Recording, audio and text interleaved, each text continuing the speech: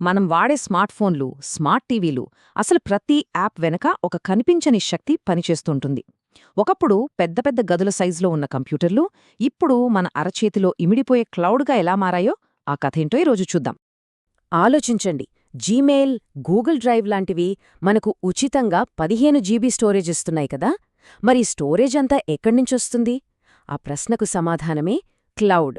సరే, మనందరికీ తెలిసిన ఈ అనుభవం నుంచే క్లౌడ్ అనే ఆసక్తికరమైన ప్రపంచంలోకి వెళ్దాం. సరే, క్లౌడ్ రాకముందు ప్రపంచం ఎలా ఉండేదో ఒక్కసారి చూద్దాం. అప్పట్లో ఆన్లైన్ అవ్వాలంటే ప్రతి కంపెనీ తమ సొంత డేటా సెంటర్లను, అంటే ఒక రకంగా డిజిటల్ కోటలను నిర్మించుకోవాల్సిందే. అన్నీ ఒకే బిల్డింగ్లో భౌతికంగా ఉండాలి. ఇది ఎలా ఉంటుందంటే, మన పర్సనల్ ల్యాప్టాప్లోనే ఒక పెద్ద వెబ్సైట్ను రన్ చెయ్యాలనుకోవడం లాంటిది. ఒక్కసారి మనం ల్యాప్టాప్ షట్డౌన్ చేశామంటే చాలు, ప్రపంచం మొత్తానికి ఆ వెబ్సైట్ కనిపించకుండా పోతుంది. మరి 24 గంటలు పనిచేయాల్సిన సేవలకు ఇది ఎంత పెద్ద సమస్యో కదా. అంటే ఒక మామూలు కంప్యూటర్ సర్వర్గా ఎందుకు పనికిరాదంటే చాలా కారణాలున్నాయి. దానికి పబ్లిక్ ఐపీ అడ్రస్ ఉండాలి, కరెంట్ పోతే, సిస్టమ్ సడన్గా అప్డేట్ అయితే, లేదా ఒకేసారి 1,00,000 మంది ఆ సైట్కి వస్తే అంతే సంగతులు, సిస్టమ్ క్రాష్ అయిపోతుంది.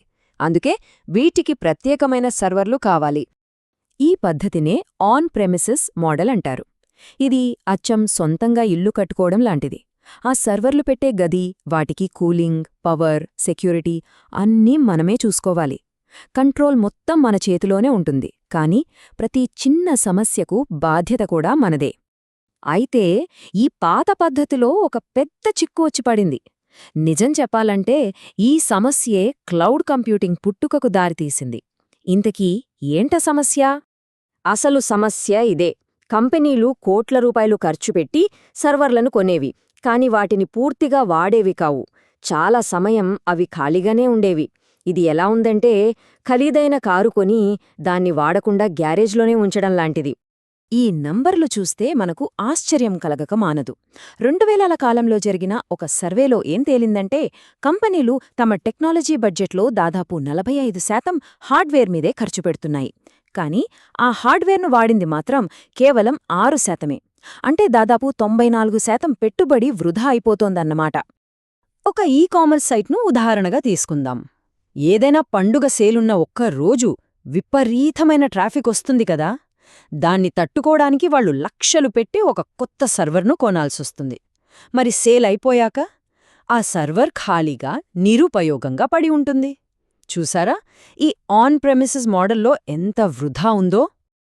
ఈ సమస్య ఒక్కరోజులో రాలేదు. టెక్నాలజీ నెమ్మదిగా ఎదుగుతున్న కొద్దీ ఈ పాత పద్ధతులు ఇకపై సరిపోవని స్పష్టమైపోయింది. అసలు ఈ మార్పు ఎలా మొదలైందో, ఆ ప్రయాణం ఏంటో ఇప్పుడు చూద్దాం. 1960లలో నాసా లాంటి సంస్థలు వాడిన భారీ ఐబిఎం మెయిన్ ఫ్రేమ్ల దగ్గర్నుంచి 80లలో ఇంటెల్ పుణ్యమా అని ప్రతి ఇంటికి కంప్యూటర్ వచ్చింది. తర్వాత 90లలో ఇంటర్నెట్ ప్రపంచాన్ని కలిపింది. ఇక చివరికి 2006లో అమెజాన్ తన క్లౌడ్ సర్వీస్ను ప్రారంభించడంతో అసలైన విప్లవం మొదలైంది. ఇంత పెద్ద ఖర్చు, వృధా, ఇలాంటి సమస్యలన్నింటికీ ఒక వినూత్నమైన పరిష్కారం అవసరమైంది. ఆ పరిష్కారమే క్లౌడ్ కంప్యూటింగ్. అది ఈ సమస్యను ఎంత తెలివిగా ఛేదించిందో ఇప్పుడు చూద్దాం. ఇక్కడొక ఆసక్తికరమైన విషయమేంటంటే, క్లౌడ్ అంటే ఆకాశం నుంచి ఊడిపడిన కొత్త ఆవిష్కరణనేమీ కాదు. ఇది అచ్చం పాతసారాను కొత్త సీసాలో నింపడం లాంటిదే. అంటే అప్పటికే ఉన్న టెక్నాలజీలని ఉపయోగించి ఒక పెద్ద వ్యాపార సమస్యకు తెలివైన పరిష్కారం కనుగొన్నారు. సింపుల్గా చెప్పాలంటే, క్లౌడ్ కంప్యూటింగ్ అంటే స్వంతంగా కారు కొని దాని మెయింటెనెన్స్ అంతా చూసుకునే బదులు అవసరమైనప్పుడు క్యాబ్ బుక్ చేసుకోవడం లాంటిదే. ఇక్కడ మనం హార్డ్వేర్ను కొనక్కర్లేదు, దాన్ని స్వంతం చేసుకోనవసరం లేదు. ఇంటర్నెట్ ద్వారా మనకు కావలసిన సేవలను వాడుకుంటే చాలు. ఇక్కడే అసలైన విప్లవాత్మకమైన మార్పు వచ్చింది. అదే pay as you go model.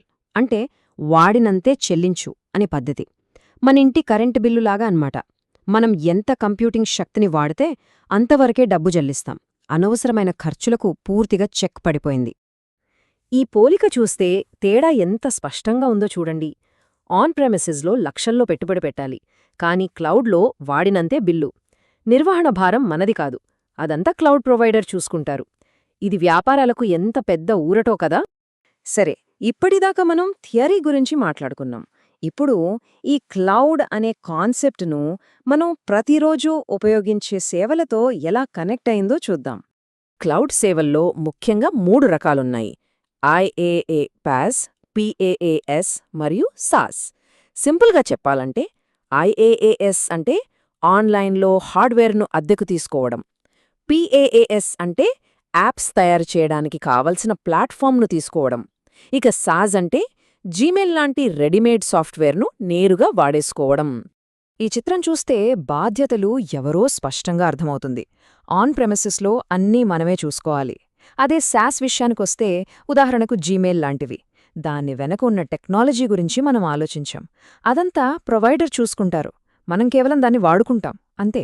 So cloud computing అనవసరమైన ఖర్చును, వృధాను తగ్గించి టెక్నాలజీని అందరికీ అందుబాటులోకి తెచ్చింది. అంతా బానే ఉంది. కానీ ఈ సాంకేతిక మార్పు వల్ల మన డిజిటల్ ప్రపంచం మొత్తం కేవలం కొన్ని పెద్ద కంపెనీల చేతిలోకి వెళ్ళిపోయిందా? ఇది మనం ఆలోచించాల్సిన విషయం.